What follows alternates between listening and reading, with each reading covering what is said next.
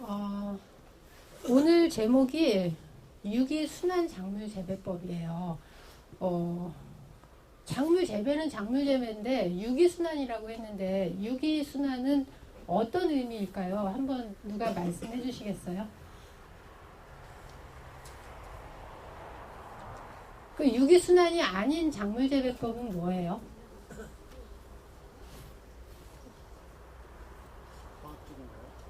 예, 맞습니다. 그러면 유기가 뭐예요? 자, 유기의 반대말은 무기일 텐데 유기는 뭐예요? 네. 아시는데도 말씀을 안 하시죠. 어색해서. 유기는 무기하고 대비해서 말하면 생명체, 동물, 식물이 유기예요. 그러니까 썩기도 하고 태우면은 타기도 하고 이런 것이 유기물이고, 무기는 그냥 돌, 뭐 산소, 질소 이런 건 죽거나 뭐 이런 개념이 없잖아요. 그런 것은 무기물인데, 유기순환 작물 재배를 한다는 것은, 유기물은 생명이니까 나고 죽고 하잖아요. 변하고. 그것이 계속 돌아가는 그런 농사를 짓는다는 뜻이고, 유기순환의 반대는 무기물에 의존하는 농사라고 할 수 있을 거예요. 그래서 유기순환 농사에 대해서 생각을 해보기 위해서 제가 제일 먼저 자급에 대한 이야기를 간단하게 말씀드리겠는데, 그래프 보이세요? 우리나라가 쌀 자급률이 90%가 조금 안 되네요. 그러니까 우리가 먹는 쌀은 거의 대부분 국내에서 나온다는 의미예요. 그런데 곡물 자급률은 어때요? 20%대죠. 그러니까 옥수수, 콩 이런 곡물을 거의 대부분 수입해서 먹는다는 의미예요. 그러니까 우리나라가 가난하던 60년대에는 자급률은 상당히 높았는데 지금은 자급률이 굉장히 떨어지는 그런 나라입니다. 그래서 외국에서 식량이 들어오는 게 원활하지 못하거나 굉장한 변동이 생긴다면 먹고 사는 게 위협을 받을 수도 있다는 그런 의미예요. OECD에서 식량 자급률이 100%를 넘는 나라, 호주, 프랑스, 미국, 캐나다, 체코는 자기네들이 먹을 100% 이상을 생산하고 있죠. 한국은 28 위에, 순위로는 28이고 자급률 퍼센트는 26%, 그러니까 30%가 조금 안 되는 그런 상황입니다. 그러니까 우리가 뭐 식량을 자급할 수 없는 사람들이지만, 도시에서 텃밭하는 분들이 식량을 자급할 수는 없지만, 농사를 지을 때 이렇게 농사를 짓고 키워서 먹는다는 게 나의 개인 가정, 그 다음에 우리 사회, 우리 국가 차원에서는 어떻게 이루어지는지 이런 것을 한번 생각해 보시면서 농사를 지으시면 그 내 작물의 그 가치라든지 소중함을 더 잘 아시게 될 것 같아요. 자, 그러면은 그 최종 생산물인 작물은 우리가 그렇게 사다 먹고 있는데, 그러면 그거를 뿌리기 위한 종자는 어떤가요? 종자 역시 수출에 비해서 수입이 월등히 높고, 특히 2010년대에 들어서 계속 높아지고 있는 걸 알 수 있죠. 청양고추가 우리나라에서 개발했죠. 충청도에서 개발했나요? 충청도는 아니고 경상도. 청송과 영양을 줄여서 청양이라고 했는데 잘못 지은 장명이라고 이제 사람들이 얘기를 하지만, 충남 청양이 뜨는 효과가 났잖아요. 근데 그게 중요한 게 아니라, 청양고추는 우리나라의 그 매운 고추를 잘 육종해서 만든 어떤 품종인데, 지금은 청양고추 저작권이 외국에 있어요. 무슨 말인지 아시죠? 그러니까 지금 뭐 자동차 굉장히 많은 것들이 회사를 인수하고 이러면서 주인이 바뀌잖아요. 국적이 넘어가고. 청양고추도 지금 그 종자의 그 저작권과 그거를 계속 늘려서 판매하는 권리가 외국의 종자 회사에 있습니다. 그래서 세계적으로 이제 가장 높은 순위에 있는 종자 시장을 거의 이제 중요하게 점유하고 있는 회사의 순서가 나와요. 한국 회사는 여기에는 없습니다. 상위 10대에는 당연히 없죠. 그 다음에 수입, 우리가 굉장히 많은 식량을 수입에 의존하는데, 그 수입 식량 중에 옥수수하고 콩이 거의 으뜸이거든요. 그런데 왜 이렇게 많으냐 하면은 옥수수랑 콩은 우리가 그냥 옥수수를 먹고 콩으로 먹는 게 아니라 너무 많은 가공식품에 들어가요. 그러니까 라면, 과자, 마요네즈, 식용유 그런 것이 다 그 값이 싸고 대량으로 수입하는 그런 이제 수입 농작물에 의해서 가공이 되는데 그 중에 상당 부분이 GMO, 유전자 조작 농산물이에요. 그러니까 우리가 식용유를 먹을 때 콩기름으로 만들어서 좋다. 뭐 100% 콩기름이다. 이런 광고를 보는데 그 콩이 수입 콩이고 GMO 콩이라는 거죠. 그런데 GMO 유전자 변형은, 유전자 조작은 그 일반 이렇게 작물들에서 일어나는 교잡하고 어떤 게 다른가요? 어떤 게 달라요? 자연 상태에서는 일어날 수 없는 교잡을 인위적으로 실험실에서 만드는 거예요. 그 자연 상태에서는 아무리 붙여놔도 꽃가루를 갖다 묻혀도 수정이 안 되는, 될 수 없는 그런 것을 실험실에서는 정교하게 유전자를 뽑아서 결합을 시킬 수가 있는 거죠. 그렇게 해서 나온 그 GMO 작물이 우리 집 콩밥에는 안 먹는다고 생각하지만 밖에서 먹는 여러 가지 간식에 다 들어있는 거예요. 그래서 유기농업이란 말이 나오죠. 유기농업을 하고 친환경 농업을 하고 생태농업을 하고 자금 농업을 한다. 이런 것은 우리가 먹는 것을 아주 큰 회사나 다른 나라나 그런 곳에 다 의존하기보다는 작은 거라도 할 수 있는 것부터 우리가 해본다. 이런 의미가 있는 거고요.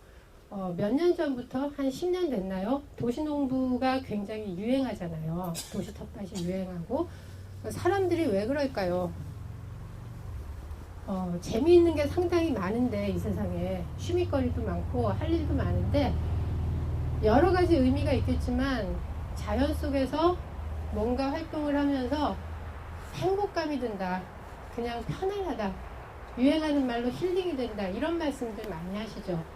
그 다음에 또 하나는 너무 못 믿겠는 이 세상에서 먹을 거는 내가 좀 안전하게 생산해서 먹고 싶다. 그런 의미가 있잖아요. 내가 쌀은 직장 때문에 못하지만 상추는, 고추는 내가 좀 해보고 싶다.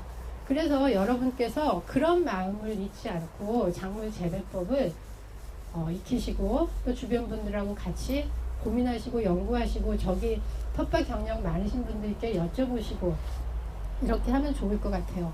자, 여기는 미국 백악관이죠. 미국 백악관에서도 저렇게 텃밭을 일구고 있다고 합니다. 그 재배하기 전에 작물에 대해서 다 아는 것을 간단히 한번 확인해 볼 거예요. 보통 식량은 배불리는 거죠. 열량이 나오는 거.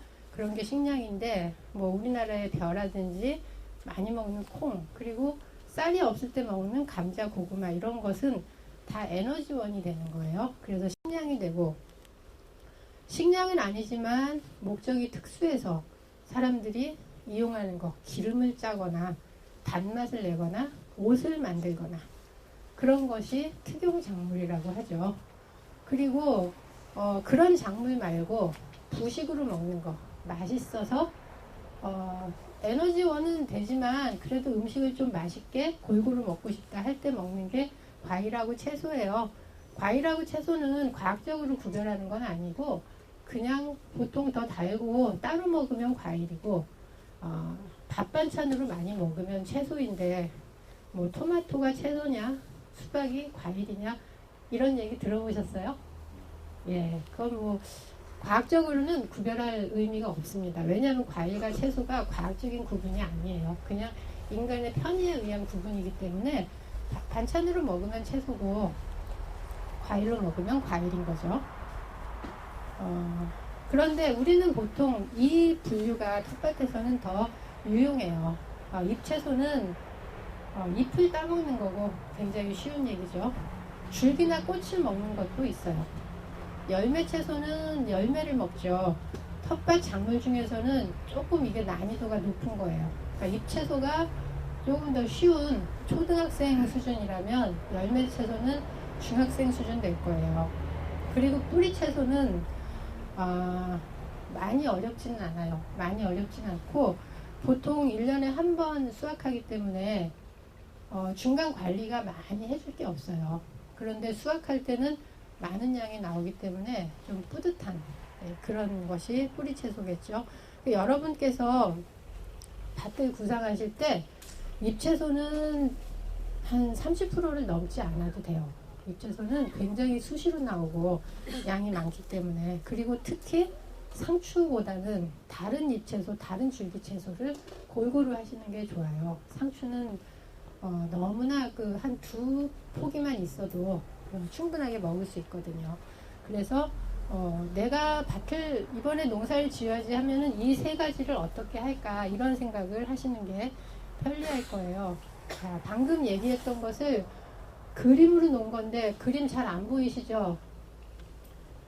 여기가 어둡지 않아서 화면도 더 그림도 작고 글씨도 작은데 그냥 이거는 아까 보셨던 표로 대신하겠습니다. 이번에는 종자에 대해서 알아볼 거예요. 제가 아까 우리나라는 종자를 굉장히 많이 수입한다고 했죠. 우리나라뿐만이 아니라 몇몇 그 큰 회사를 보유하지 않은 나라는 다 종자를 수입해요. 종자를 수입하고 우리나라 종자는 우리보다 먼저 산업화를 이뤘던 일본이 굉장히 많이 수집을 해서 체계적으로 연구를 했고 그게 또 미국으로 많이 갔고 그 다음에 토종 국산 종자 회사들이 IMF 때 외국 기업으로 많이 넘어가면서 사실은 지금 종자에 대한 주권은 굉장히 없어졌다고 봐도 돼요. 그래서 토종 종자를 다시 발굴하고 찾고 이걸 심지 않으면 그냥 도태가 되니까 자꾸만 심는 그런 운동도 요즘 일어나고 있죠. 아주 정확하게 종자라는 거는 열매 속에 있는 씨만 말하는 거지만 뭐 벼 같은 거는 그냥 통째로 열매 자체를 종자라고 부르기도 해요. 모든 종자는 다 비슷한 구조가 있어요. 겉에 껍질은 얘가 안전하게 발화할 때까지 막아주는 방패 역할을 해요. 그래서 습기가 없거나 날씨가 춥거나 이럴 때는 싹을 안 내죠. 왜냐하면 그냥 죽게 되니까. 그래서 껍질은 그 보호하는 역할을 해주고 그 다음에 아주 가운데에 있는 대, 신운이 미래의 식물체거든요. 그러니까 아기예요, 아기. 그런데 그 신운이 처음 싹을 틀 때는 영양분이 필요해서 그 영양분을 간직하고 있는 게 배젖이거나 떡잎이에요. 그래서 얘가 맨 처음 싹 틀 때는 한동안은 이 배젖이나 떡잎을 먹으면서 스스로 설 수 있는, 스스로 성장할 수 있는 그런 기반을 갖게 되는데요. 그래서 종자는 이런 구조를 가지고 있기 때문에 씨껍질이 열리고 배젖의 양분을 잘 받아서 배가 크게 하는 게 여러분이 작물을 심는 과정이 됩니다. 겨울에 땅 속에 씨가 있어도 싹이 안 트다가 봄에 날씨가 따뜻하면 막 올라오잖아요. 그게 겨울에는 휴면을 하다가 봄에는 발화를 하는 건데 휴면이라는 것은 종자는 다 성숙했는데도 어느 정도는 발화하지 않고 기다리고 있는 그런 정지 상태예요. 동물의 겨울잠하고 비슷해요. 그리고 우리가 물을 주고 따뜻한 볕이나 산소를 주면 얘네들이 막 올라오는데 그게 발화죠. 씨는 그런 식으로 하고 나무는 잎을 다 떨어뜨리고 거의 잠을 자고 있다가 눈을 올리죠. 그것도 같은 원리입니다. 자, 그 다음에는 아까 제가 처음에 말씀드렸던 유기순환인데 왜 유기순환이냐고 제가 질문을 드렸잖아요. 유기물과 무기물에 대해서 조금만 알아볼 거예요. 유기물은 생물체에서 얻어지기 때문에 죽기도 하고 타기도 하고 썩기도 해요. 그런데 유기물은 무기물들이 아주 특별하게 결합되어 있는 거예요. 그러니까 질소, 아연, 황, 수소, 탄소 이런 것들이 어떻게 결합돼서 유기물이 되기도 하는데 반대로 무기물은 그게 다 하나하나 별도로 떨어지는 거예요. 그래서 광물에서 얻어지는 게 보통 무기물입니다. 우리가 농사 지을 때 사용하는 대표적인 무기물이 비료예요. 비료. 농부들께서 농협 같은 데서 비료를 살 때 뭐 질소비료, 가리비료 이런 말씀 들어보셨어요? 그런 게 바로 무기물이고, 유기물은 그냥 땅에 떨어진 사과가 썩은 거, 아니면 옛날에 시골에서 어르신들이 퇴비더미 싸놓은 거, 짚이 떨어진 거, 이런 게 유기물입니다. 그래서 저 그림을 보시면 나무가 있는데 우리 눈에 보이지 않는 뿌리가 땅 속에 있죠. 자, 뿌리는 땅에서 물을 빨아들여요. 그런데 이때 그냥 100% 순수한 물만 빨아들이는 게 아니라 양분을 같이 빨아들이죠. 그래서 양분은 물 속에 녹아 있어야 돼요. 양분이 고체일 때는 식물이 먹지 않고, 고체로 넣었지만 그게 물에 녹아서 설탕물이나 미숫가루처럼 물에 녹으면은 식물의 뿌리가 빨아들여요. 그 중에서는 물도 식물이 사용하고 양분도 사용을 하죠. 물은 식물체를 빳빳하게 세우는 역할을 하고, 양분은 키를 키우고 살을 찌고 열매를 만들고 그런 역할을 해요. 그런데 물만 있으면 안 되잖아요. 물만 있으면 식물이 서 있을 수 없잖아요. 그래서 흙이라는 고체가 식물이 단단하게 받고 있을 수 있게 해주죠. 물속에 식물이 서 있을 수 있나요? 떠 있겠죠. 예, 연같이 이렇게 둥둥 떠다닐 수는 있지만 무거운 나무가 서 있을 수는 없어요. 그래서 흙도 필요하고, 그 다음에 열매를 맺고 나뭇잎이 있으면은 또 호흡을 합니다. 사람처럼 식물도 호흡을 해요. 숲속에 들어가면 공기가 신선하잖아요. 산소가 많아서. 우리 사람은 산소가 필요한데 식물이 많은 곳에 가면 그 식물이 산소를 내뿜어 주니까 우리에게 좋죠. 공기가 좋은데, 그러면 식물은 언제나 산소만 내뿜나요? 그렇진 않죠. 식물도 호흡을 할 때는 산소를 먹어요. 사람하고 똑같이. 그런데 호흡할 때 빨아들이는 산소보다 광합성을 하면서 내놓는 산소가 훨씬 많기 때문에 식물 옆에 있으면 우리가 산소를 얻게 되는 거예요. 그러니까 식물도 호흡은 사람처럼 산소를 사용해서 합니다. 그 다음에 식물이 호흡을 한다는 것은 뿌리로 빨아들인 물을 내뿜는다는 거예요. 제가 이렇게 말할 때도 수분이 나가죠. 그래서 이 물이 식물을 통해서 대기로 갔다가 구름이 돼서 비가 오고 땅속으로 들어가고 식물이 빨아들이고, 이런 식으로 물이 돌고 돌고, 그 다음에 눈에 안 보이지만 양분도 흙에 녹아서 식물체에 들어갔다가 식물을 이렇게 살찌우고, 그 다음에 그게 어떻게 다시 흙으로 돌아가나요? 그거를 누가 먹어요. 그 양분을 벌레가 먹고 짐승이 먹고 사람이 먹고 새가 먹어서 그 양분으로 우리가 활동을 하죠.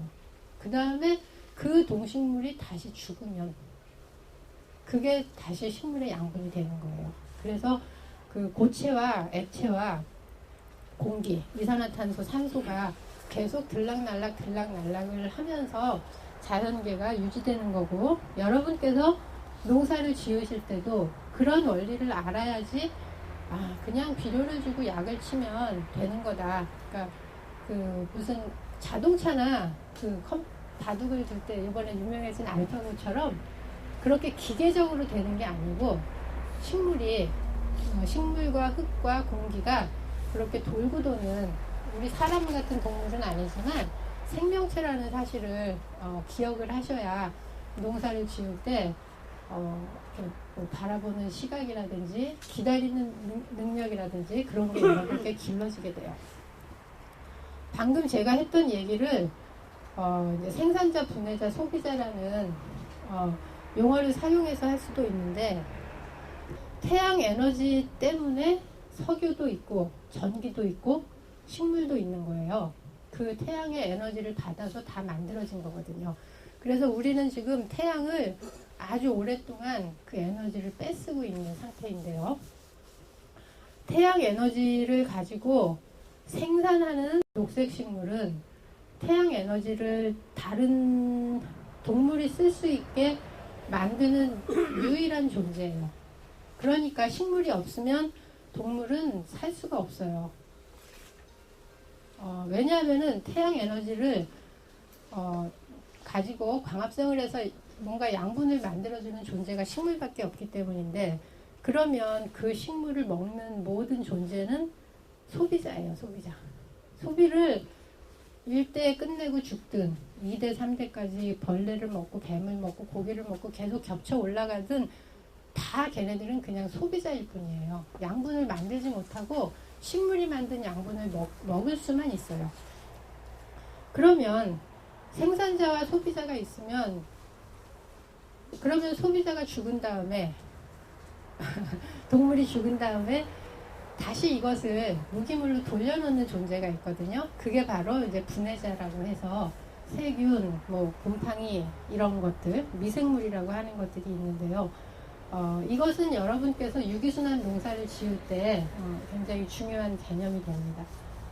그래서 어떤 고등동물과 하등동물, 그 다음에 개체의 숫자라든지 어떤 지혜로운 활동을 한다는 측면에서 보면 왼쪽에 피라미드가 맞아요. 사람은 정말 그 위대한 정신문명을 가지고 있고 굉장히 여러 가지 일을 했기 때문에, 그러나 자연 순환의 관점에서 보면 이것들이 서로가 돌고 돌아야지, 생산, 소비, 분해가 잘 이루어져야지 어느 한 곳이 막히면 셋 다 살 수 없게 되는 그런 관계가 됩니다. 그 농부들은 좀 오른쪽의 관점을 기억할 필요가 있어요. 이제 식물이 몸을 키우고 이렇게 성장을 한 다음에, 성장을 하는 과정에서 꼭 필요한 양분이 있는데, 그런 것을 어디에서 어떻게 흡수하느냐, 많이 필요하냐, 조금 필요하냐에 따라서 이제 과학자들이 나눠놓은 게 있어요.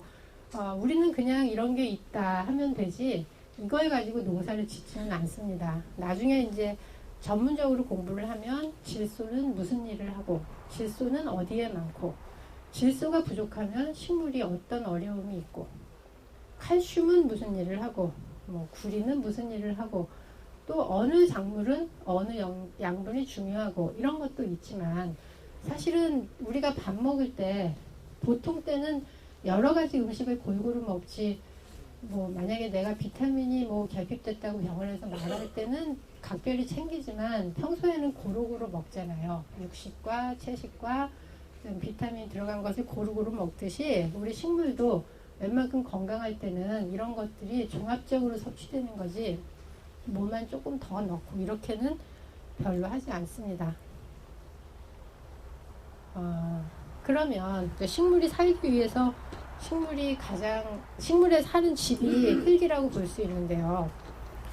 흙을 이렇게 한 숟가락 뜨면 저렇게 많은 억 단위, 천만 단위의 생물들이 살고 있대요. 얼마나 작겠습니까? 근데 쟤네들이 아까 제가 생산자, 소비자, 분해자 말한 것 중에서 분해자들이죠. 그래서 저들이 유기물이 죽은 시체를 식물이 먹을 수 있게 다 분해해서 무기물로 만들어주는 그런 역할을 해요. 그런데 저런 미생물 중에 병원균을 보유하고 있거나 어떤 너무나 특별한 기능만 한다거나 그런 게 점유율이 높아지면 식물이 건강하지 못한 거예요. 그래서 식물한테 유익하고 자연 순환에 도움이 되는 그런 균들이 많으면 토양도, 수질도, 공기도, 사람 몸속에도 미생물이 많잖아요. 건강해지는 건데, 그래서 요즘 주민센터에서 EM이라고 좋은 미생물 이런 걸 나눠주기도 하잖아요. 그래서 우리는 그 좋은 미생물에 대한 관심, 그리고 좋은 미생물이 잘 살 수 있는 그런 환경에 대해서 관심을 많이 갖는 게 굉장히 중요합니다. 보이지 않지만 공기보다도 더 우리가 중요성을 못 느끼는 것이 미생물일 거예요. 그래서 좋은 흙이 어떤 건지, 흙에 대한 과목이 또 있더라고요. 그래서 오늘은 재배법을 얘기하기 위해서 간단히 말씀드리면, 유기물이 풍부하고 그러니까는 뭐예요? 그냥 맨 흙이 있는 게 아니라 나뭇잎도 떨어져 있고 지푸라기도 떨어져 있고 동물도 있고, 그런 유기물이 풍부하고 지렁이와 토양 미생물이 많이 산다. 지렁이와 토양 미생물은 유기물을 잘라주고 분해해주는 역할을 하죠. 그러니까 유기물이 풍부하다는 말은 그걸 그걸 먹어서 무기물로 돌려주는 존재까지 풍부하다는 얘기예요. 고상, 액상, 기상이 균형을 이루고 언제나 적절한 양분을 함유한다. 고체도 많고 액체도 적당히, 기체도 적당히 있어서 식물이 빨아들일 수 있는 그런 양분을 가지고 있어야 된다. 그리고 흙 속에 틈이 있는 때알 구조로 되어 있고 토심이 깊다. 흙이요, 콘크리트처럼 단단하면 식물 뿌리가 내려가기 어렵죠. 그래서 틈이 있어야 돼요. 그 틈을 통해서 물도 흐르고 뿌리도 쭉쭉 내려가기 때문에. 그리고 토심이 깊다. 농사 지을 수 있는 흙의 두께가 5cm, 10cm인 것과 30cm인 것 다르겠죠. 그 뿌리가 깊이 들어가야 하니까 그런 점에서 토심이 깊어야 되고 중성을 유지한다. 자, 이거는 이제 또 굉장히 과학적인 얘기인데 중성이 아닌 것이 한쪽은 알칼리성이고 한쪽은 산성이잖아요. 산성이나 알칼리성이 높을 때는 좋은 양분이 많이 있어도 그거를 식물이 먹을 수 없게 붙잡아 두거나 녹여버리는 역할을 한대요. 그래서 중성일 때 그 땅속에 있는 좋은 물질들이 제대로 식물한테 흡수될 수 있다고 합니다. 그림을 보시면 광물질이 50%, 이게 고체예요. 고상이라고 하죠. 토양학에서는 고상이라고 하고, 공기랑 물이 나머지의 반반씩이에요. 25%. 그래서 고상 50, 기상 25, 액상 25%가 가장 이상적이라고 해요. 식물이 빨아들이기에. 그래서 호미질을 열심히 하면 우리가 공기를 자꾸 넣어주는 게 되고요. 그 공기는 정확히 말하면 산소죠, 산소. 미생물과 뿌리가 산소를 필요로 하기 때문에 산소가 들어갈 수 있는 길을 만들어주는 거예요. 물은 당연히 그 식물이 물을 흡수해야 하기 때문에 더구나 그 물에 양분이 녹아 들어가야 하기 때문에 필요한 거죠. 오른쪽 그림이 대표적인 때알 구조인데요. 때알 구조는 알갱이들이 뭉쳐서 붙어 있고 그런 뭉치들이 또 붙어 있고 그런 뭉치들이 또 붙어 있고 그래서 끝없이 작은 원이 그 다음 작은 원이 큰 원이 되고 그게 모여서 또 다른 큰 원이 되고 그래서 아주 큰 틈으로는 공기가 흐르고요. 물도 흐르고 작은 틈으로도 또다시 어떤 작은 그런 양분이라든지 물이라든지 이런 게 흐르게 되는 거죠. 그런데 때알 구조가 되려면 어떻게 하면 흙이 단단히 붙어있지 않으면서도 틈을 가지면서도 뭉치겠어요. 접착제가 필요하죠. 접착제가 없으면 저런 모양이 안 나오잖아요. 그 접착제를 하는 게 그 지렁이나 미생물들의 분비물. 그러니까 얘네들이 내보내는 점액성의 뭔가 액체들 있잖아요. 그게 이렇게 끈적끈적한 거예요. 밥풀처럼. 그래서 저런 큰 틈과 작은 틈을 다 만들어주는 거죠. 그러니까 너무나 깨끗한 무균 상태의 흙에 양분만 들어가 있으면 이런 때알 구조는 안 나오는 거예요. 누군가는 그 안에서 먹고 싸고 뭔가 막 이렇게 지저분 끈적끈적한 것도 만들어내고 그래야 저런 구조가 나오는 거고요. 뭐 석회라는 물질도 저런 접착 역할을 한다고 해요. 그리고 그냥 곱디고 온 흙만이 아니라 아주 지금 잘게 분해되고 있는 나무 조각, 뭐 잎사귀 조각 그런 것도 저런 때알 구조를 만드는데 도움이 되겠죠. 왼쪽과 오른쪽에 비슷한 그림이 있는데요. 별로 구별이 안 되긴 하는데 어느 쪽 흙이 더 농사짓기 좋을 것 같으세요? 오른쪽 같죠? 예, 다들 잘 아세요. 오른쪽은 왼쪽은 그냥 광물질 흙이 더 많다면 오른쪽은 유기물이 많이 섞여 있죠. 그런데 굉장히 흙으로 변하고 있는 단계의 유기물이죠. 부식이라고 하는 건데. 그리고 당연히 미생물이 오른쪽에 많고요. 미생물이 많아서 색이 조금 더 어둡고 검어 보여요. 물을 부으면 저 오른쪽 흙이 물을 더 오래 지니고 있어요. 그래서 가물어도 더 오랫동안 마르지 않는 그런 효과가 있죠. 위에 글씨는 제가 출처를 알 수 없는 건데요.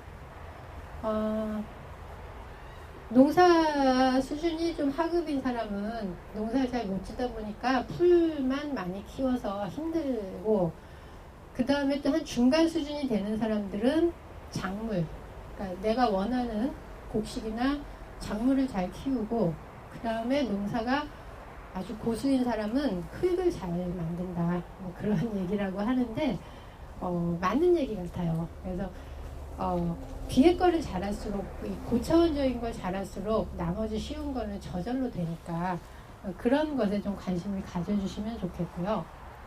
그 다음에 재배법을 하기 전에 마지막으로 더 말씀을 드리면,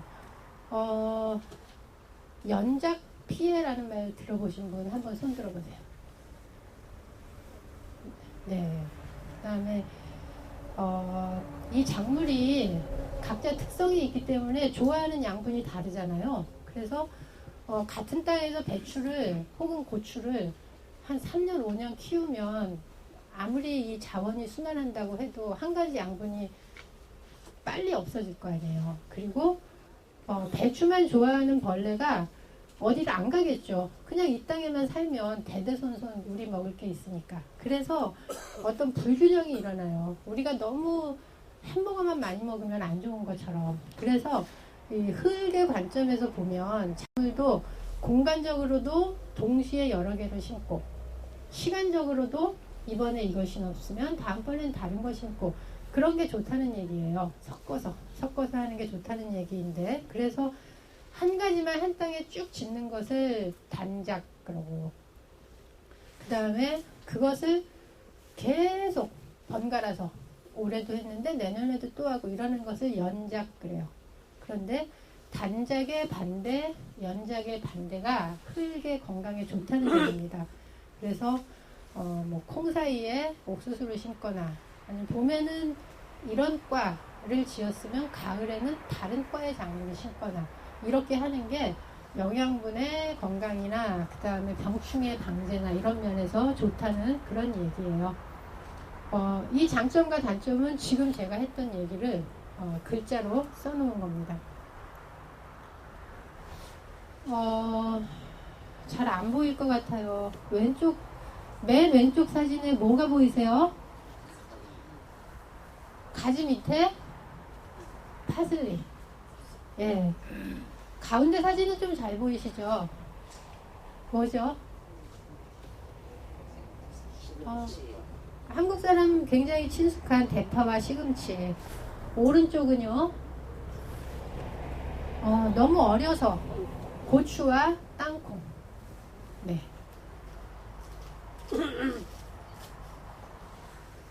그 다음에는 옥수수 밑에 고구마가 있고요. 저 오른쪽은 옥수수 사이에 콩이 있고, 그 아래는 아주 이상적으로 정원같이 만들어진, 그거는 이제 이 아래 두 개는 우리나라가 아닌데요. 저도 작물이 뭔지 자세히 분석은 안 해봤어요. 보기도 예쁘죠. 큰 것과 작은 것. 심지어는 작물과 꽃, 이런 것이 같이 있어서, 내가 이번에 막 배추만 많이 수확해서, 그러니까 이게 직업으로 하시는 분이라면 이런 방법과 그 소출을 많이 내는 방법을 같이 연구하셔야 되겠지만, 우리 이렇게 조별로 농사를 하시는 분들은 이런 아이디어도 좋을 것 같습니다. 이제 병해충에 대해서는 별도의 수업이 있기 때문에 그냥 간단히 말씀드릴게요. 잎이 노래진다, 아니면 열매가 생기기 전에 뭐 떨어진다, 벌레가 너무 많다, 이럴 때 이제 우리 그냥 병이 왔다 이러는데요. 너무나 복잡하고 조건도 많고 방제법도 많아서 한마디로 말하기는 어려워요. 그런데 그냥 개념적으로 생리장애라고 하면 영양분의 문제예요.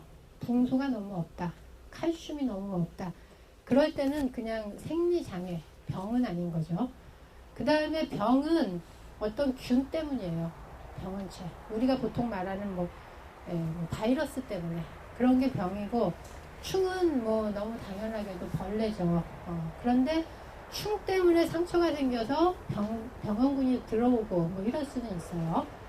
그래서 너무나 당연한 얘기지만 이 토양이 건강하고 대기가 건강하고 습도와 공기와 양분이 적절하면 병이나 생리장애를 잘 이길 수 있는 거고요. 어딘가에서 불균형이 왔을 때는 문제가 되는 거기 때문에 병의 충을 억제하는 방법은 그 발생 조건에 반대로 만드는 거예요. 그러니까 아까 제가 말씀드린 대로 연작을 하지 않고 뭐 돌려짓기를 한다거나 아니면은 화학비료만 넣지 않고 자연순환, 유기물과 무기물이 순환되게 한다거나 너무나 가물면 물을 준다거나 이런 것이 그 발생 조건에 반대로 만드는 게 건강하게 키우는 방법이고요. 우리나라 날씨를 예를 들면 대표적으로 고온한데 건조냐 다습이냐, 저온인데 건조냐 다습이냐에 따라서 대표적인 병들이 있어요. 그런데 장마철에 비를 안 오게 할 재주는 없잖아요. 그러니까 뭐 그런 시기에 성장하는 작물은 일항을 높게 해서 빗물에 잠기는 기간을 최소화한다든지 5월 우리나라 산불 나는 시기 4월 5월 그 다음에 11월이잖아요. 그럴 때는 뭐 공기를 우리가 습도를 높일 방법은 없잖아요. 그러니까 땅속에 또 물을 잘 머금게 한다든지 그런 게 필요하겠죠. 그래서 똑같이 건조할 때 흰가루병 비슷하지 않습니까? 그 다음에 습할 때는 당연히 곰팡이. 그 다음에 이제 밭 만들기. 여기는 밭을 다 만드셨죠? 퇴비도 넣으셨어요? 감자 다 심으셨어요? 감자 안 심은 밭 있습니까? 아, 이제 다른 작물만 심으시려고요? 예. 아, 오늘 감자 심으세요? 네. 아, 예. 그래요. 감자는 보통 3월 말부터 4월 초까지 심고 이제 중순을 마지막으로 보죠. 왜냐하면 감자를 보통 하기 전에 캐는데 3개월 90일을 보장해 주기 위해서 3월 말에 심어서 6월 말에 캐는 걸로 하는 건데 물론 5월에 심어서 안 되는 게 아닌데 수확할 때까지 남은 기간이 너무 없어서 그렇게 하는 거죠. 우리나라는 굉장히 긴 겨울이 있기 때문에 농사 지을 때 날씨 변수가 너무나 중요한 나라예요. 그래서 지금 이런 그림은 인터넷에 굉장히 많거든요. 그러니까 1년 지도를 놓고 몇 월에 뭐를 심고 몇 월에 걷어주느냐 이런 건데 이거를 짧게 끝나면 이모작이 되는 거고 감자는 반년에 끝나잖아요. 배추를 그 다음에 하죠. 그러면 1년 동안 2개를 하잖아요. 그런데 길게 가는 거 뭐가 있을까요? 생강 같은 건 봄에 심어서 가을까지 가니까 그런 거는 1모작밖에 안 되는 거죠. 그래서 그 밭을 만들기 전에 농사 계획을 세워야 일항을 몇 개 만들고 뭐를 어디에 심고 이런 게 나오거든요. 밭의 크기, 내가 밭을 이용하는 기간, 그리고 작물을 어떻게 배치하느냐가 제일 먼저 고려해야 할 것이에요. 그 다음에 이제 당연히 계절별로 우리 조상들이 하던 방식으로는 절기별로 언제 뭐를 심는지를 아셔야 되고요. 작물 배치는 이제 개인의 취향도 많이 고려가 되고 그 다음에 과학적인 지식도 많이 동원이 되는데 키가 크냐 작으냐 그 다음에 이 작물이 벼처럼 이렇게 홀쭉하게 올라가느냐 옆으로 많이 퍼지느냐 옥수수처럼 생육 기간이 기냐 짧냐 제가 아까 2모작 1모작 얘기했죠. 햇볕을 좋아하나 그늘을 좋아하나 옥수수가 굉장히 큰데 그 밑에 그늘을 좋아하는 작물을 심으면 또 땅을 활용할 수 있으니까 산성에 강하냐 약하냐는 산도를 측정해야 알 수 있기 때문에 간단하지는 않지만 참고가 되죠. 이거는 반대로 참고가 될 수도 있는데 산성에 너무나 약한 작물들이 있거든요. 근데 그 작물은 유난히 안 돼요. 다른 이유를 못 찾겠어. 그러면 내 밭이 산성인가 보다 이렇게 거꾸로 이용할 수도 있습니다. 습기에 강하냐 약하냐에 따라서 우리나라의 날씨는 못 바꾸니까 두둑을 어떻게 만들 거냐 높은 데 심을 거냐 낮은 데 심을 거냐 사질토에 강하냐 점질토에 적합하냐도 비슷한 얘기예요. 밭을 논으로 바꾸고 논을 밭으로 바꿀 때 작물만 바꿔 심으면 되는 게 아니죠. 배수 문제 이런 걸 다 고려해서 바꾼단 말이에요. 진흙 점질토에는 제일 적합한 게 벼죠. 네. 사질포에 적합한 것 중에는 많겠지만 뭐 땅콩 이런 게 있겠습니다. 그 다음에 이 작물이 굉장히 따뜻한 걸 좋아하냐 좀 서늘한 걸 좋아하냐도 있어요. 전통적으로 우리 조상들이 농사 짓던 것은 호온성이 많아요. 우리나라 여름이 너무나 뜨겁기 때문에. 그래서 벼농사도 잘 되는 거죠. 아시아가 벼를 주식으로 하잖아요. 유럽은 벼가 주식은 아니죠. 더 서늘하니까.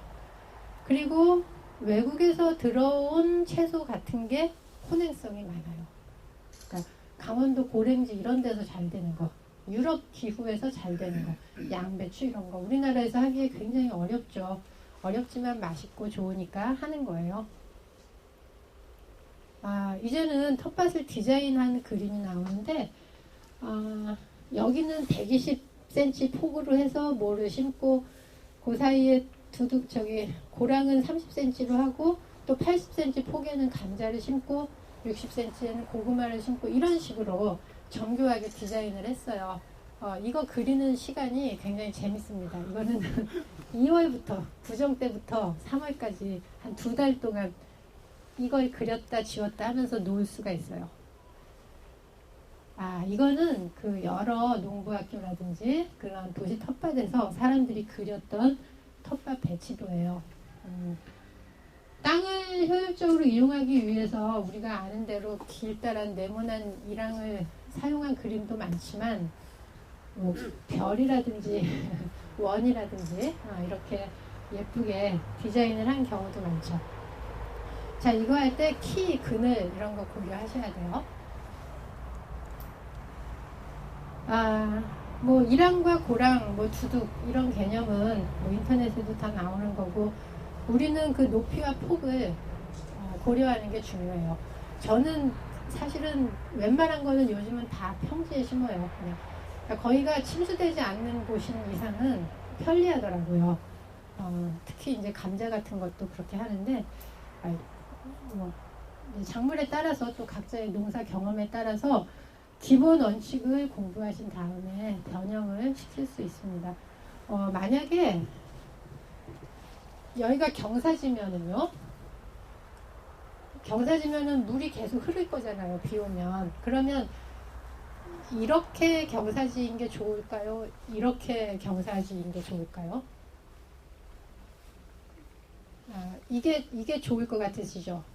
물이 잘 빠질 것 같죠? 근데 이렇게 하면 우리나라는 이 토양에 영향을 미치는 강수는 강수량보다 강수의 강도거든요. 우리나라는 여름에 강수 강도가 너무 세요. 그래서 이렇게 경사가 진다면 흙이 엄청나게 유실돼요. 그래서 이게 경사여야 해요. 그래서 최대한 이게 덜 휩쓸려 가게 그렇게 해야 합니다. 물론 배수로 물길은 그 방향으로 내야 되죠. 그리고 이제 퇴비, 여기는 퇴비를 구해서 나눠주셨어요? 아니면 사셨어요? 나눠주셨어요? 저희 지역은 선거법에 걸린다고 안 나눠주던데. 이렇게 굉장히 섭섭했는데요. 너무 오버죠. 과잉 대응 같죠. 예. 어디세요? 첫 해에는 나눠주더니 이거 선거법에 걸린다고 하더라고요. 퇴비를 보통 많이 구입하는데 아까 제가 자원순환 얘기했잖아요. 그 우리가 사는 퇴비도 분명히 어떤 동식물로 만든 거잖아요. 광물로 만든 게 아니죠. 무기물로 만든 게 아닌데 여러분 텃밭 농사 지으시면 뭐 시든 잎, 그 다음에 뭐 솎아낸 거, 마른 거 이런 폐기물이 부산물이 나오죠. 그 다음에 집에서 음식을 할 때도 감자 껍질, 팥뿌리, 사과를 깎아 드시는 분은 사과 껍질, 그 다음에 시든 잎 이런 거 나와요. 그런 것을 우리가 밭에 와서 거름으로 만든다면 그 자원순환을 잘 실천하는 방법이 되는데 그 퇴비 만드는 그림이죠. 근데 작물 심기, 이제 작물 심기인데 저 그림 여기에서 사용한 거예요. 지난주에 막 귤뿌린 그런 그림이 있는데 여기 아닙니까? 그래서 저는 오늘 우리가 수업할 게 어떻게 칠판에 그려져 있지 했는데요. 작물은 씨앗으로 심죠. 씨앗으로 심는데 그 작물을 심는 방법이 세 가지가 있어요. 가장 우리가 알고 있는 씨를 뿌리는 게 직파예요. 직파. 상추, 배추 이런 것을 저렇게 합니다. 주로는 잎줄기 채소고요. 그 다음에 육묘라고 하는 것은 육묘도 씨를 뿌리는데 밭에 뿌리는 게 아니라 따뜻한 곳에서 먼저 뿌린 다음에 날씨가 적당할 때 이걸 밭으로 내보내서 옮겨 심어줘요. 손이 많이 가죠. 그렇게 하는 이유는 우리나라 날씨 때문이 가장 커요. 그러니까는 고추나 오이 같은 거는 굉장히 더워야 되는데 막 3월에 4월에 뿌리면 얘네들이 아침 기온 요즘 차잖아요. 일교차가 심하고 막 냉해를 입고 초반에 어렵기 때문에 따뜻한 곳에서 빨리 키워서 5월에 확실히 따뜻할 때 밭에 옮기면 그 다음에 쭉쭉 크기 때문에 시간이나 이런 걸 벌기 위해서 많이 하는 게 육묘예요.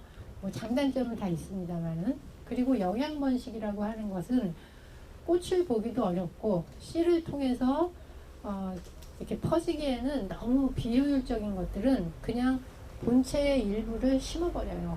그러면은 식물은 그 일부분이 온전한 몸체를 만들고자 하는 본성이 굉장히 강하기 때문에 자기가 온전한 개체가 되거든요. 그래서 감자, 고구마, 마늘, 생강, 뭐 알고 계시는 저기 토란은 이제 잘라서 심지는 않지만 이런 것들이 영양번식, 씨앗이 아니라 그 몸체가 씨앗 역할을 하는 그런 거예요. 그리고 이제 나중에 최종 수업이 있기 때문에 역시 그냥 언급만 하겠는데 제가 아까 종자 시장이 굉장히 외국에 장악돼 있고 그 외국 중에서도 너무너무 거대한 몇몇 회사에 장악돼 있다고 했잖아요. 그래서 우리는 뭐 몇백 평을 농사짓는 게 아니기 때문에 가장 쉬운 거 하나라도 내가 씨를 받아보고 가장 쉬운 거 열매 채소예요. 오이, 고추 얼마나 쉬워요. 고추를 그냥 그대로 예쁘게 말렸다가 내년에 쫙 갈르면 어마어마하게 씨가 나오잖아요.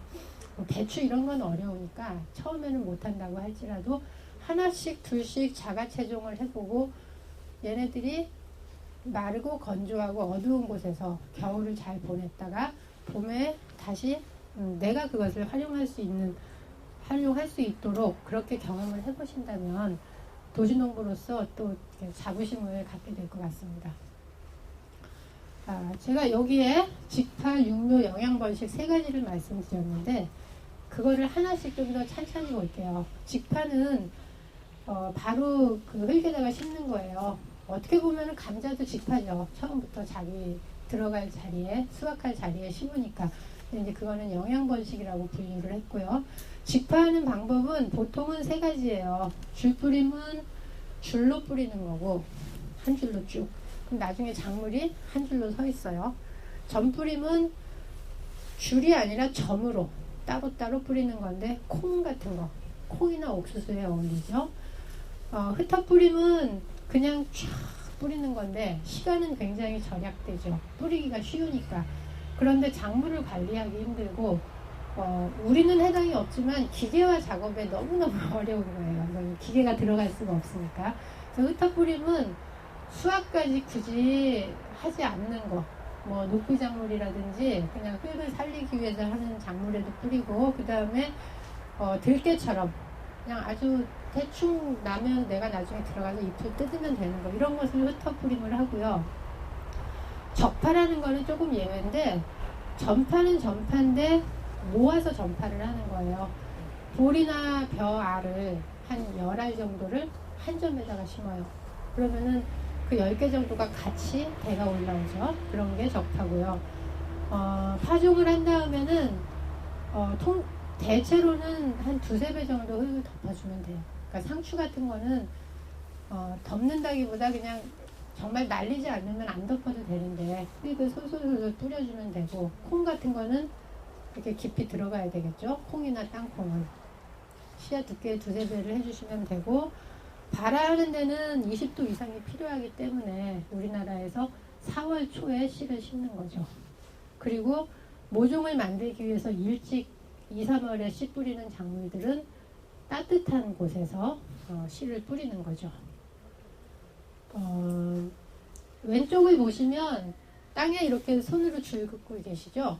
앉아있는 분이. 그게 줄뿌림입니다. 줄뿌림. 그 오른쪽은 그 줄에다가 이렇게 씨를 놓고 있는 그림이에요. 보이세요?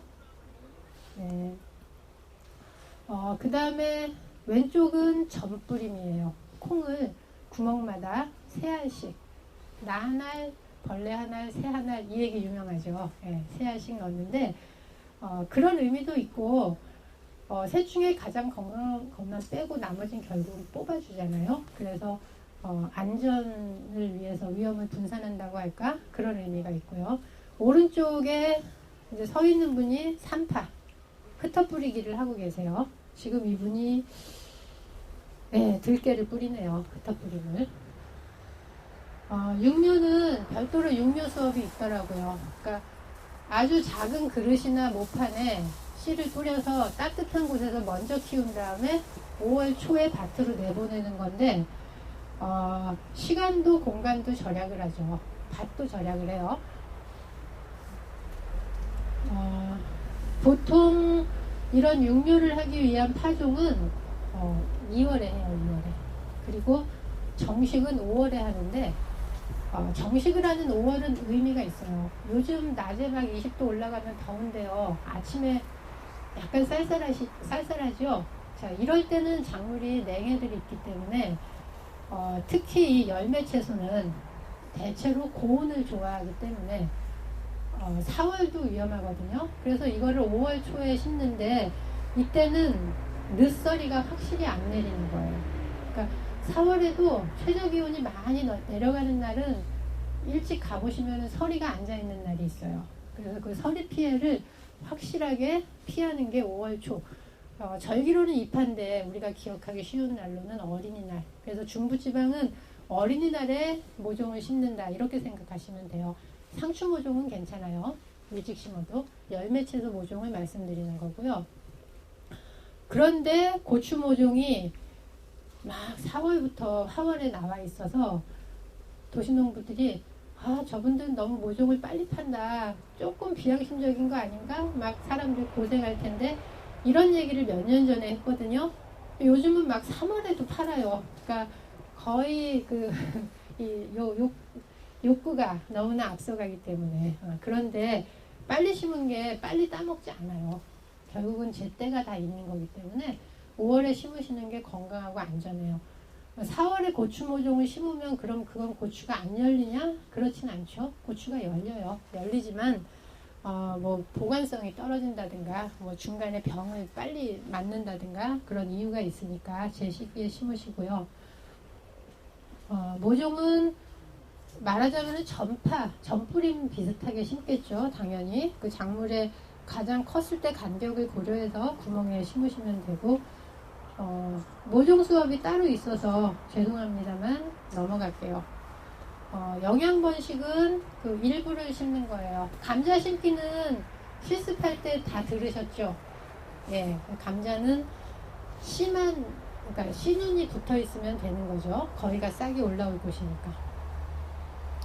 고구마는 6월 초에 심어요. 고구마도 추위에 아주 약한 작물이에요. 5월부터 막 고구마 순을 파는데 6월 초에 심으시는 거하고 결과가 다르지 않아요. 미리 심으셔도 되는데 고구마는 6월부터 10월까지 120일 동안 10월에 고구마를 거두는 이유는 늦서리 때문에 첫서리 아까는 제가 모종을 왜 5월에 심냐 늦서리가 확실히 없어지고 따뜻해졌을 때 충분히 따뜻해졌을 때라고 했죠. 고구마를 수확하는 것도 갑자기 따뜻하다가 어느 날 하루 추위가 왔어요. 첫서리가 내렸어. 그러면 고구마가 잎이 다 녹아버리고 당연히 땅속의 고구마도 힘겨워하기 때문에 설이 내리기 전에 6월 초 늦어도 한 6월 15, 20일 아니요 10월 죄송합니다. 10월에 설이 내리기 전에 수확을 해야 되기 때문에 고구마도 120일을 보장해주면 되니까 6월 초에 심으시면 된다고 말씀을 드리고요. 지금 왼쪽에는 감자 심는 그림, 오른쪽에는 고구마 심는 그림이 있어요. 똑같은 영양 번식인데 감자는 감자로 하고 고구마는 줄기를 내서 하죠. 다 보셨습니까? 이런 거? 안 보시? 네? 고구마 줄기를 내기 위해서는 네. 심어야 돼. 예. 그러니까는 그거는 언제 심습니까? 집에서 하셔도 되고요. 집에서 이렇게 화분이나 이렇게 스티로폼에다가 지금 하셔도 돼요. 아, 지금 예. 해놨다가 2월 초에 줄기를 심는다. 네, 그렇죠. 한 30cm 간격으로 잘라서 물에 담가 놓으셔서 보관을 해도 되고, 뭐 비닐하우스가 있는 분은 하우스에서 모종하듯이 하셔도 되고요. 고구마 자체를 심어도 고구마 자체를 심어도 되는데, 그러니까 하나에서 나올 수 있는 그 결과물이 적은 거죠. 당연히 되죠. 순이 올라오니까. 근데 고구마 하나에서 굉장히 긴 순이 나오는 걸 딱딱딱 잘라서 심으면 훨씬 씨를 많이 절약하는 방법이라고 할까요? 어디 가서 고구마를 먹었는데 굉장히 맛있었으면 그 고구마를 씨로 쓰세요. 나 그거 하나만 주세요 해가지고 건강한 거를 씨로 쓰시면 됩니다. 그 다음에 이제 작물 관리는 어떻게 물 주고 어떻게 줄기를 관리하냐 이런 건데, 그거는 뭐 많이 아실 것 같고 여기에 분명히 고수분들이 많을 것 같아요. 잎채소는 아까 줄뿌림을 한다고 했죠. 그래서 솎아야 돼요. 솎지 않으면 너무 따닥따닥 붙어서 모두가 못 크거든요. 그래서 한 2번, 최소 2번, 많으면 3번, 4번을 솎는데, 아주 어릴 때 싹이 잘 올라온 부분들에서 간격을 떼어가면서 솎아요. 그 다음에 이게 조금 더 크면 또 그 방식으로 솎아요. 그래서 상추 같은 경우는 최종적으로 한 20, 25cm 간격으로 포기가 남는 거죠. 그런데 씨는 분명히 수십 개가 들어갔을 거예요. 그러니까 그거를 솎는 거고요. 그냥 위에서 딱 잡으면 옆에가 다 딸려 나오니까 한 손으로는 밑에를 지지해 주면서 뽑아야 내가 원하는 거는 뽑히고 내가 남길 것은 남겠죠. 봄 채소는 큰 걸 솎아요. 가을 채소는 작은 걸 솎아요. 상추를 8월에 뿌리면 작은 것을 솎고 4월에 뿌리면 큰 걸 솎아요. 왜 그럴까요? 봄에는 날씨가 따뜻해지고 막 다 무성하게 클 게 확실해요. 그러니까 큰 거를 먼저 솎으면 내가 먹을 게 많고, 작은 것을 남겨도 건강하기만 하면 여름까지 문제가 없어요. 그런데 가을은 하루하루 해가 짧아지고 기온이 추워지기 때문에 작은 것을 혹시 남기면 다 크기도 전에 추위가 오거나 농사를 끝낼 수도 있어요. 그래서 가을에는 모든 자원이 없는 시기니까 큰 것만 남기고 될 것만 키우는 거고, 봄에는 다 잘 클 거니까 먼저 큰 거부터 솎는 거예요. 벌레는 뭐 한마디로 말하면 잡으라는 거예요. 농약을 뿌릴 게 아니면 잡고, 잡는 것을 덜 하고 싶으면 아까 제가 말씀드린 대로 토양이 건강하거나 뭐 여러 가지 균형 잡힌 그런 환경이 만들어질 수 있도록 하는 거고요. 목걸음은 사실 잎채소는 우리가 생각해도 그렇게 막 양분이 많지 않죠. 비타민이나 무기질이 많지 막 어떤 에너지원이 되지 않기 때문에 목걸음이 중요하지 않아요. 잎채소는. 열매채소가 굉장히 중요합니다. 우리가 굉장히 무게 나가는 걸 여러 번 수확해 먹는 게 열매잖아요. 그래서 잎채소의 목걸음은 그냥 뭐 돈 하나도 안 들고 간단한 오주맥비 정도만 조금 주면 된다. 안 줘도 퇴비 밑에 넣으신 걸로 상관이 없다. 이렇게 말씀을 드리고요. 풀 덮기는 우선은 밭에 풀이 너무 많아서 이 풀은 대부분이 뽑거나 베는데, 그 뽑거나 벤 것을 덮어주면 땅이 마르지도 않고 아까 제가 말씀드린 대로 그런 자원순환, 유기순환이 되는데 어느 정도의 역할도 하고, 그 다음에 그 풀 더미가 거미라든지 벌레들이 또 살 수 있는 서식처도 되고, 그래서 풀을 덮어주시면 좋고요. 여름에는 뭐 풀이 너무 기니까 잘못해서 뽑다 보면 바디랑이 막 망가지니까 그런 거는 낫으로 베서 놓아두시면 되고, 다만 풀 뿌리는 너무나 생명력이 강해서 땅에 닿아 있으면 다시 풀이 이렇게 서버려요. 그래서 뿌리는 굉장히 주의하셔서 뿌리가 확실하게 땅하고 떨어져야 되고, 그 다음에 꽃 피우고 나면은 씨가 뭐 작물하고 비교할 수 없이 엄청난 양의 씨가 떨어져요. 그래서 풀 덮으실 때는 뿌리를 통한 부활, 씨를 통한 재생산, 이거를 주의하시면 됩니다. 그리고 잎채소는 대개 이제 밑에서부터 잎을 수확하거나 순이나 포기를 잘라서 수확을 하고요. 뭐 작물별로 미세한 수확법이 있지만 이런 건 밭에서 서로 보아가면서 하실 수 있고요. 잎채소를 속는 장면과 이제 쑥갓 같은 것을 순을 잘라서 먹는 그림이 나와요. 지금 계속 같은 만화가 나오죠. 제가 이 만화는 나중에 소개해 드릴게요. 책도 있고 인터넷으로도 모든 페이지를 다 볼 수 있어요. 열매 채소는 별도 수업이 있더라고요. 그래서 열매 채소는 관리도 어렵고 양분도 많이 필요하고 온도도 따뜻해야 돼요. 지주를 세워주고 묶어야 되죠. 열매가 무거우니까. 그리고 이게 고온성 작물이라는 거는 열대성 작물이라는 얘기인데, 그 여름에 더울 땐 정말 무섭게 커요. 넝쿨을 꺾고. 그래서 순을 잘 따줘가지고 일자로 관리를 해야 돼요. 고추는 안 그렇지만 토마토 같은 것은 2주만 방치했다가는 어느 게 본줄기였고 어느 게 곁줄기였는지 구별할 수 없을 정도로 사방으로 뻗어서 막 무겁게 열매를 달고 있어요. 그거를 지주를 세워주기도 너무 어렵고, 그래서 토마토는 지주를 땅에 세웠으면 그 지주에 맞게 한 줄로만 줄기가 올라갈 수 있도록 곁가지를 미리미리 따주시는 게 중요합니다.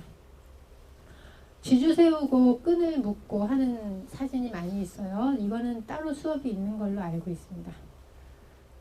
제가 토마토 순 따는 게 중요하다고 했죠. 가지나 고추도 뭐 어느 정도는 순을 따주는데, 그 열매 채소에서는 그런 곁순, 순지르기가 굉장히 중요하고, 열매 채소는 웃거름도 필요해요. 그래서 오즈맥비는 당연히 좋지만 퇴비 같은 게 있으시면은 그 뿌리가 있을 곳에 그 윗부분, 그러니까 작물이 서 있으면 그 작물을 주위로 한 그 원 주변에 땅속에 퇴비를 넣어주시면 그게 물에 녹아서 뿌리가 물을 통해서 물과 같이 그 양분을 흡수할 수가 있어요. 그래서 보통은 한 2, 3주마다 주라고도 하고, 그 다음에 수확을 한번 했으면 줘라, 이렇게도 하거든요. 수확을 했으면 양분을 내가 가져갔다는 뜻이니까 그만큼을 넣어주라고 합니다. 항상 마지막은 그렇죠. 작물의 성장 상태를 보면서 융통성 있게 적당히 준다. 예. 어렵지만 정말 맞는 말이에요. 여기도 풀덮기는 비슷해요. 잎채소보다 키가 크기 때문에 풀에 대해서는 좀 더 강해요, 얘네들이. 그렇지만 풀을 정리하면 좋고요. 그리고 작물은 통풍도 중요해요. 그러니까 내 작물은 일자로 잘 크지만 작물과 작물 사이에 풀이 막 우리 무릎 높이 이상으로 올라오면 거기 바람이 잘 안 통하죠. 통풍이 막히면 과습이 되고 벌레가 생겨요. 그런 점에서도 풀은 베거나 뽑는 게 좋습니다. 열매채소 수확은 고추 정도로 똑똑 떨어지지 않는 거는, 고추랑 토마토는 똑똑 떨어지네요. 가위로 수확을 하는 게 정석인데, 그 이유는 수확하면서 나는 상처 부분을 가장 깔끔하게 최소화하는 게 가위이기 때문이에요. 하지만 꼭 교과서대로 우리가 하지는 않으니까 그렇게 배우시고 손으로 따시고 그렇게도 할 것 같습니다.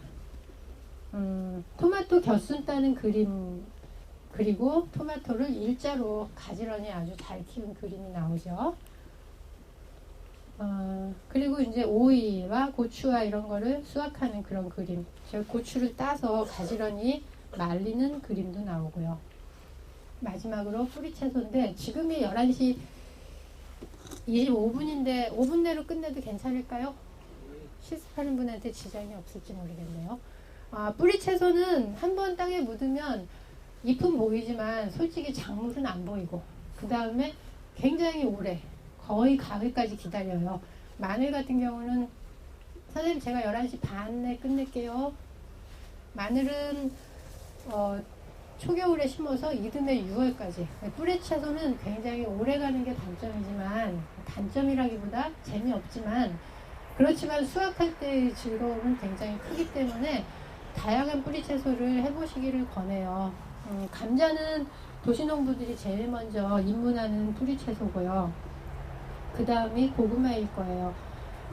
감자하고 고추하고 가지하고 토마토가 다 같은 과예요. 식물학적으로.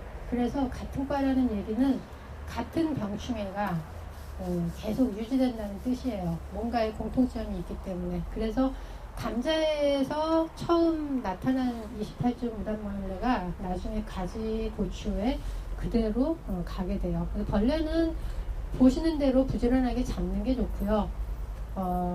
뿌리 채소도 수시로 수확을 하지 않기 때문에 웃거름을 안 주거나 조금 주거나 열매 채소만큼 중요하지 않습니다. 풀 덮기는 같아요. 풀 덮는 방법은 같고, 그 다음에 수확은 자, 이게 땅 속에 있었으니까 습도가 많잖아요. 그래서 습하면은 또 이 저장성이 떨어지죠.